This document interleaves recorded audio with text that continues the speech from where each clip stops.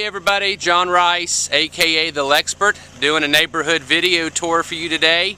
Today I'm in Heartland, which is in South Lexington, and I'm right in front of the brick wall that separates regular Heartland from Heartland Estates.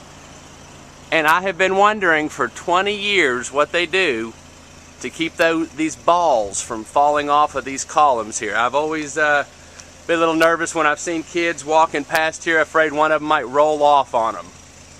I hope you all thought that was really funny. Every time I bring people out past those balls on the column, I always make that joke and they always laugh. I never know if it's a courtesy laugh or not. But anyway, I'm going to begin the tour now. That is Tates Creek Road and Heartland Parkway. One of my absolute favorite things about Heartland is the mature landscaping. I remember coming out here when this was being developed.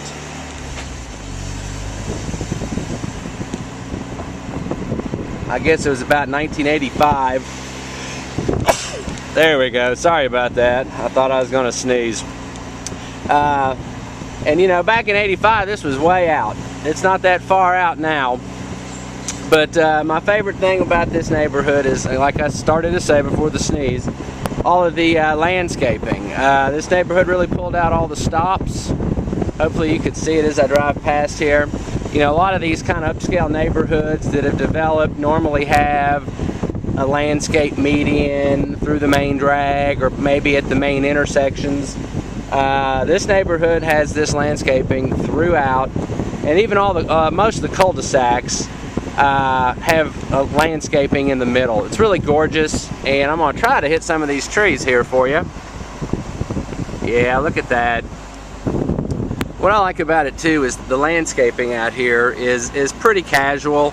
It's not real formal. Some of these upscale neighborhoods go for a real formal, almost French looking type of arrangement, and I kind of like this because it's just a bunch of pretty mature trees. There's the clubhouse right there for the neighborhood. I'm out here behind the clubhouse in Heartland. Can't see it and it's not open right now, but there is a pool over there. The HOA fees out here run $308 or $350 depending on which street you live on. But for an additional $425, you can join the pool out here, come out here, swim, play tennis. Got a playground down there.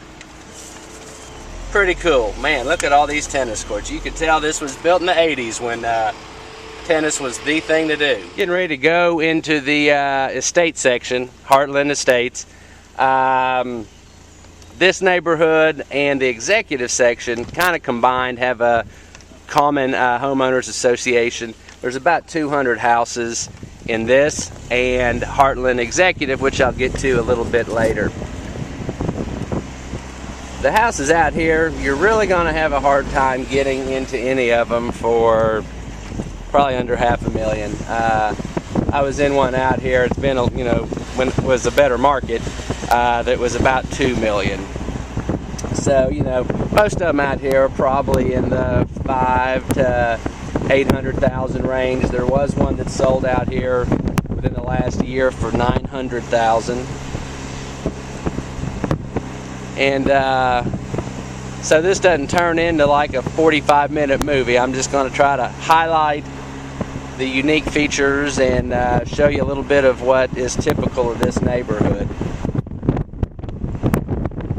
This neighborhood, I don't think they've done it as much recently, but they used to have a Christmas decoration competition, and you know, maybe a month before Christmas, it's just lined, the street's just lined with cars every night.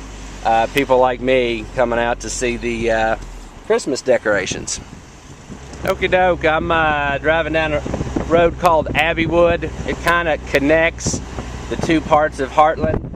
When Heartland was developed, they started from the side on Armstrong Mill, and they also started on the Tates Creek side. People would call the Armstrong Mill side Little Heartland because the lots were a little smaller, the houses were a little smaller, you know, like 2,500 square feet or so. And then this was what they used to call Big Heartland. I don't know if anybody that hadn't been around as long as I have even remembers that. But Big Heartland was, you know, the bigger houses, little bigger lots.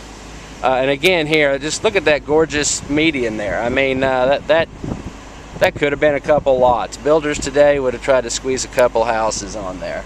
Just gorgeous. I'm on a cruise through the Heartland Executive section. This is kind of the you know, the high end out here. This and Heartland Estates, where I just was. Me personally, I kind of prefer Heartland Executive. They kept a lot of the well, I guess they kept a lot of trees everywhere through this neighborhood. But Heartland Executive just kind of comes across to me as a little more casual, not as formal as the estate section. I really like this right here, this median with all the old trees. I got one more spot I want to show you around the corner. There we go. That was the original house on this land out here. I think it's kind of neat that it's just sitting there. But anyway, I was saying that I kind of liked the executive section a little better, and I think it's because, you know, the roads are narrower, a lot more lush landscaping. It just feels cozier to me. But you know what? I'd live in either one of them. I'm coming into the part that us old Lexington people still call Little Heartland. You know, the houses are still very nice. They're just a little smaller, lots are a little smaller. One of the real jewels of this neighborhood is, you can see across this landscape median, there's a park over there. It's about 17 acres. It's a city park. There's a half-mile walking trail, a playground, fields for, you know, they'll have soccer games going over there. It's just really nice. Shelters, benches. You can see some right there, I think. I'm going to turn right here. This is probably the oldest part of Heartland. Guess I better give you some numbers here. Including the estate and executive section, there's almost 1,000 houses out here. There's about 800 of them in regular Heartland, about 200 in the estate and the executive. The school district out here is nothing to brag about. It's Mill Creek Elementary, Tates Creek Middle, Tates Creek High School. But that hasn't seemed to affect the value out here at all. I'm going to trade sides here because look, got some really neat lots here that back to some tree lines. There's lots of great lots out here. Anyway, back to the numbers and all. The ones we're in now, all these are probably, you know, without a basement, 220-ish, maybe with a basement, 260, 270-ish. The bulk of Heartland is probably going to be in the 220 to about 325 for this older little part of Heartland. And then Big Heartland, most of those are like 325 to 450. I pulled the most recent sales, and they pretty much range from 220 to about 905,000. And you know, there were an awful lot of them in the 350-ish range. So that's kind of the heart of Heartland, no pun intended. I'm over near the Armstrong Mill side of Heartland, and I pulled into a little section called Heartland Parkside. This is probably the newest part out here. That one there is probably about 18 years old, I'm guessing. That was the model home. I remember that being on the Parade of Homes right after I got married in the early 90s. PSC built most of these out here, I believe Ball and maybe even Ball. All right, well, that wraps up our tour of Heartland. Again, you know, it's a huge neighborhood. I just wanted to kind of hit a few of the major things and some of the unique points of it. Really like it, good location. It's held its value. It was Lexington's first planned urban development, and it's really aged well. I think it was designed well. And that's going to give it character over time because it started with a little bit of character. I guess that's about it. Hope you've enjoyed the tour today. I'm enjoying being out in the convertible.